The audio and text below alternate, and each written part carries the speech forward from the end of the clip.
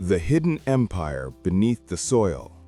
For most of modern history, farmland was seen as an outdated investment, something your grandparents might own, but never the playground of billionaires.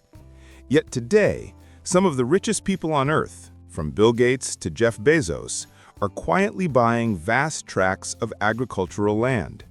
Not shares in tech companies, not futuristic AI startups, but acres of dirt, crops, and water rights. It sounds almost absurd in an age dominated by digital wealth. Why would men who built empires out of data, code, and algorithms suddenly care about soil? What do they know that others don't?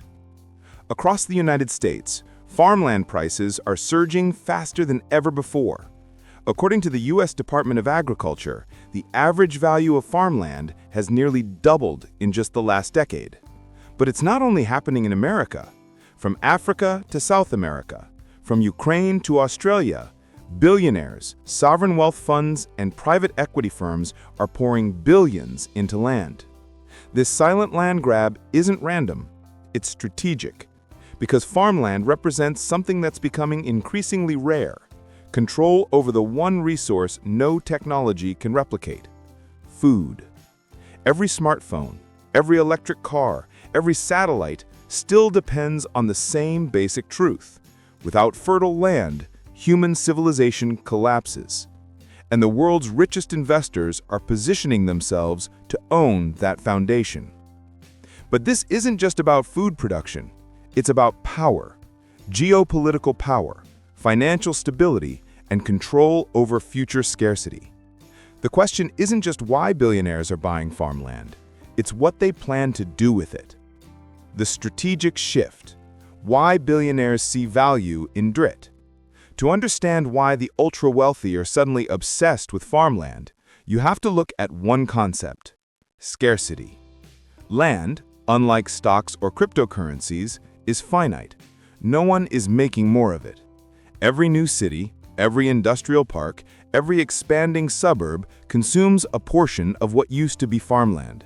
The global population, meanwhile, continues to grow, meaning more mouths to feed and less land to feed them with. In 1960, there were roughly 3 billion people on the planet. Today, there are more than 8 billion. But the total area of arable land, land that can actually grow crops, has barely increased at all. In fact, in many regions, it's shrinking. Urbanization, soil degradation, and climate change are taking millions of acres out of production every year. For billionaires who think decades ahead, this equation is irresistible. When something is both essential and scarce, it becomes valuable. And when it becomes valuable, it becomes powerful. This is why farmland has quietly become one of the most reliable asset classes in the world. Unlike the stock market, it doesn't crash overnight. Unlike real estate bubbles, it isn't inflated by speculation alone. People may stop buying luxury goods in a recession, but they will never stop buying food. And food is exactly what farmland produces. But more importantly, it produces returns. In the last 30 years, U.S. farmland has delivered average annual returns of over 10%, outperforming both gold and bonds. It offers steady cash flow through rent or crop sales, appreciation through land value growth, and protection against inflation, all wrapped in a tangible asset that isn't going anywhere. For billionaires, that's the holy trinity: stability, profitability, and control. So when you hear that Bill Gates now owns over 270,000 acres of farmland across 18 states, it's not a random hobby. It's a calculated hedge against the future, a way to park wealth in something real, enduring, and quietly powerful. But Gates isn't alone. Jeff Bezos has purchased vast tracts of land through his companies and personal investments. The same goes for media moguls, investment giants, and even celebrities who have no direct ties to agriculture. Collectively, they're building a portfolio of influence that goes far beyond profit. Because whoever controls the farmland controls the food supply, and whoever controls the food supply holds leverage over everything else. And that brings us to the deeper layer of this story. This isn't just about business diversification. It's about future-proofing power in a world heading toward instability. Section 3. The New Oil. Farmland as the foundation of future power. Throughout history, every era has had its defining source of power. In the 18th century, it was land itself, the cornerstone of feudal empires. In the 19th, it was coal. In the 20th, it was oil. But in the 21st century, the new form of power may once again return to where it began, the land beneath our feet. Here's why. As the world shifts toward technology, data, and energy transitions, people often overlook the one constant that underpins all civilizations: food production. No matter how advanced a society becomes, it still depends on agriculture. Without it, no nation can sustain its population, its workforce, or its political stability. Energy can be replaced by renewables, and industries can be automated, but calories cannot be coded. This is precisely why billionaires are quietly acquiring farmland. They're not buying it for today's profits, they're buying it for tomorrow's security. In a world increasingly defined by climate change, population growth, and resource scarcity, farmland is becoming the new oil, a finite resource that the future will compete for. Consider this: over 50% of the world's arable land is already degraded to some extent. Droughts, floods, and desertification are reducing global agricultural output year after year. The UN estimates that by 2050, food production will need to increase by 60% just to meet global demand. And yet, the amount of usable farmland continues to decline. This widening gap between supply and demand creates a new kind of geopolitical leverage, one that's measured not in barrels or bites, but in bushels. And billionaires understand this. They see the long game. They know that control over farmland isn't just about harvesting crops, it's about harvesting influence. In the same way that oil-rich nations shaped geopolitics in the 20th century, countries or individuals who control fertile land and water will shape the 21st. And if you think that's an exaggeration, look at recent conflicts and trade tensions. Many are not just about ideology or power, they're about access to food, water, and fertile land. Billionaires, in this sense, are simply playing the same game as governments, but privately. While nations secure food imports, private investors secure ownership of the source itself. So when farmland becomes the new oil, those who own it don't just become rich, they become indispensable. And that's the real reason the world's wealthiest are buying farmland, not for short-term profit, but for long-term control. But there's another layer still, one that connects farmland not only to economics, but to climate and energy. Because in the age of carbon credits, biofuels, and regenerative agriculture, farmland isn't just a source of food anymore. It's also a weapon in the fight against climate change, and the highly profitable one at that. Section 4. Climate capitalism, turning soil into a financial asset. For centuries, farmland was valued for its harvest, for the wheat, corn, soy, or livestock it could produce. But in the 21st century, the value of farmland has evolved far beyond crops. Today, it represents carbon, water, and climate leverage, three resources that are rapidly becoming more valuable than gold. Here's how the game has changed. As the world races to decarbonize, governments and corporations are under immense pressure to reduce emissions.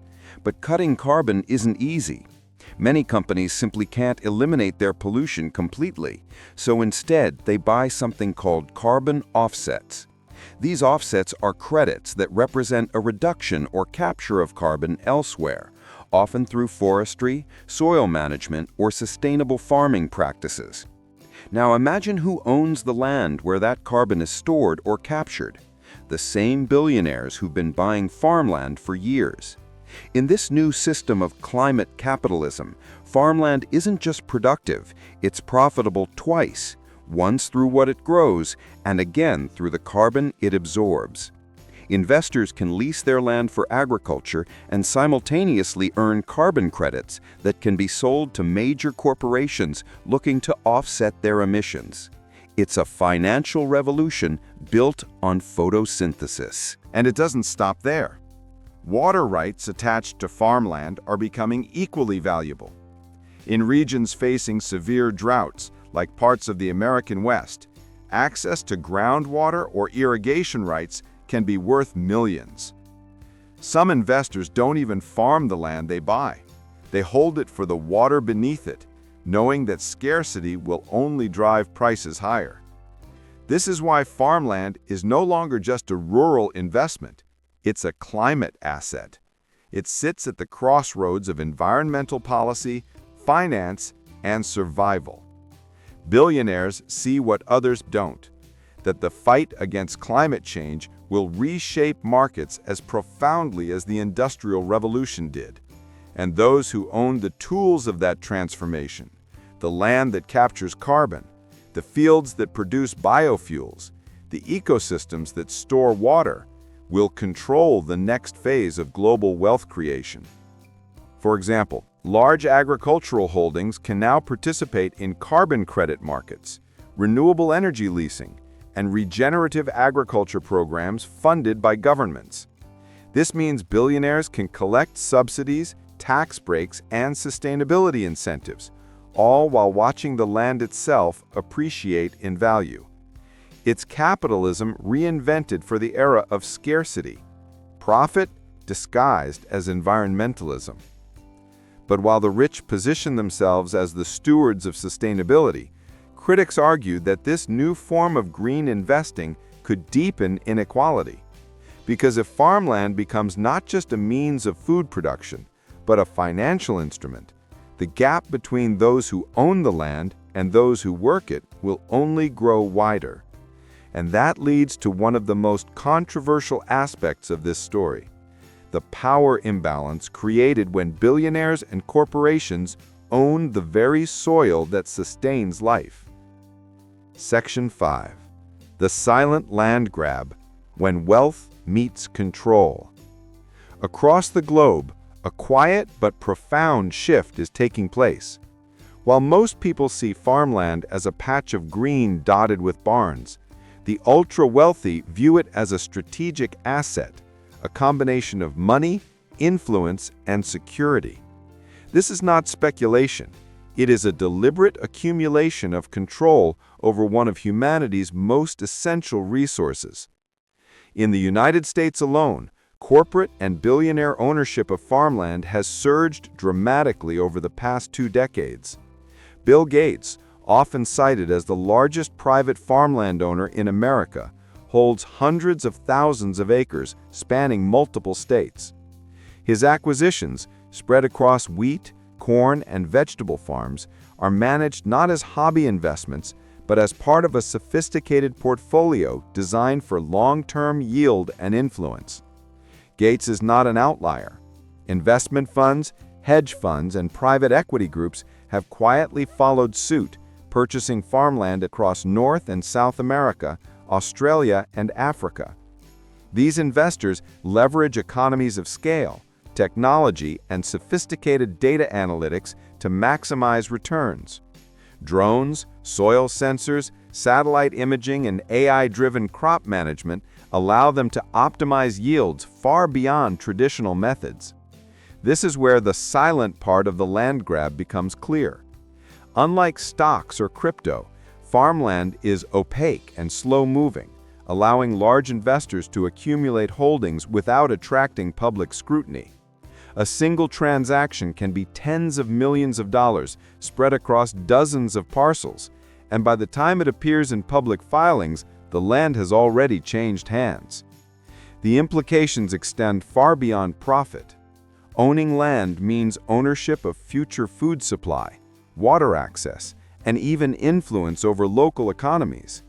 A corporation controlling thousands of acres can affect local employment, crop pricing, and distribution networks.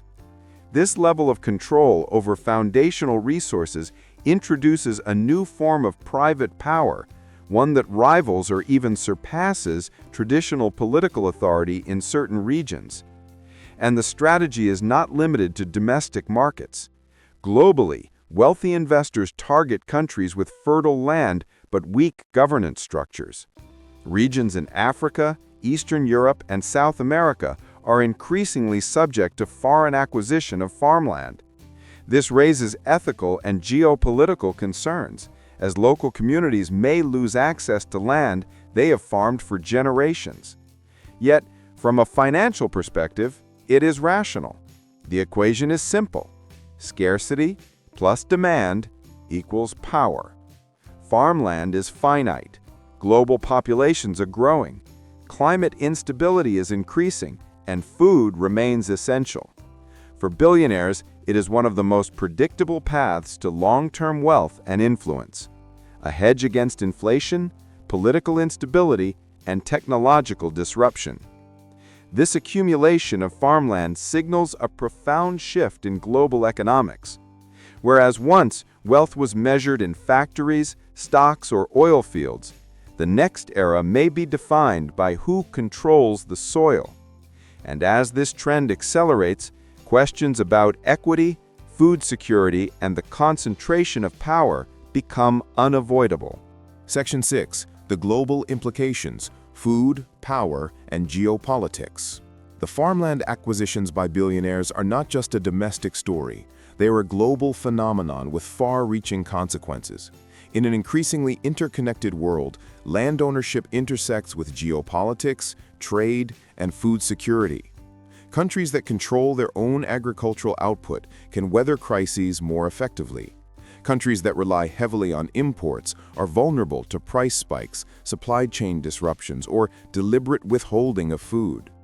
When billionaires or multinational corporations own massive swaths of farmland, they introduce a new variable into this equation.